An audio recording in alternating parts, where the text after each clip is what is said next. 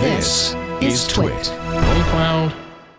ownCloud, tomato, Well, one of those things. What's the deal It appears that anyone running any instance of the very popular open source ownCloud file sharing system needs to take immediate action, as in stop listening to this podcast right now and immediately unplug anything running ownCloud to get it off the internet.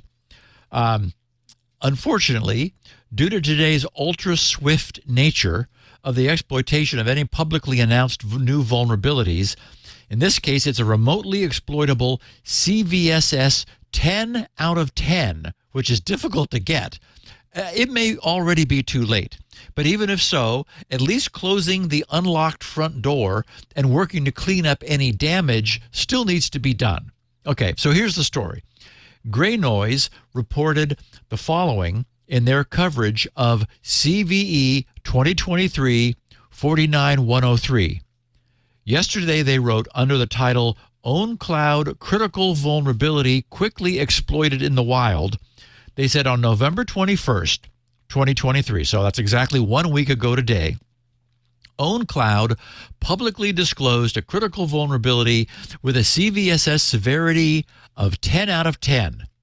This vulnerability, tracked as CVE 2023-49103, affects the Graph API app used in ownCloud. ownCloud, they wrote, is a file server and collaboration platform that enables secure storage, sharing, and synchronization of commonly sensitive files. The vulnerability allows attackers to access admin passwords, mail server credentials, and license keys. Gray Noise has observed mass exploitation of this vulnerability in the wild as early as November 25th, 2023. Okay, so it took 4 days from the announcement for mass exploitation to take off. They said the vulnerability arises from a flaw in the Graph API app present in ownCloud version 0.2.0 to 0.3.0.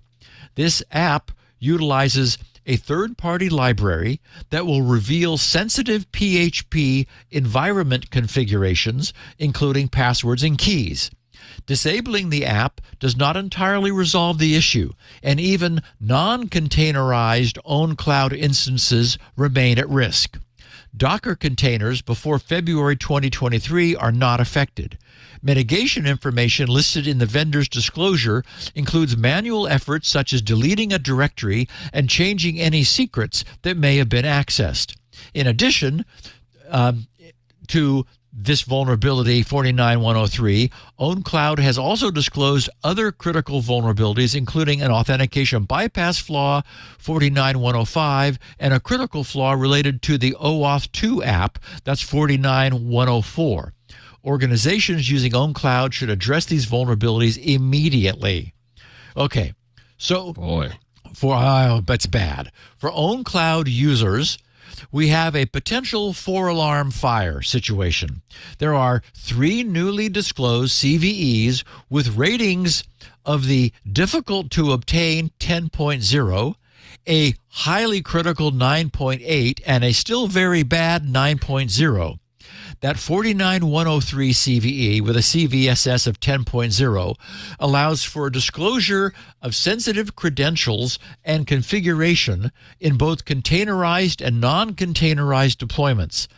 The 49105 CVE is the second worst with a CVSS of 9.8. It's a web DAV API authentication bypass using pre-signed URLs, which impacts core versions from 10.6.0 to 10.13.0. And the third 49104 CVE with a CVSS of 9.0 is a subdomain validation bypass impacting OAuth 2 prior to version 0.6.1. So, in the case of this first worst mistake, and really, a mistake is what it is. It's not some fancy log4j tricky to exploit vulnerability. Anyone who has any experience with PHP knows that you never want to expose PHP's PHP info applet to the public internet. Yet that's exactly what this Graph API has done.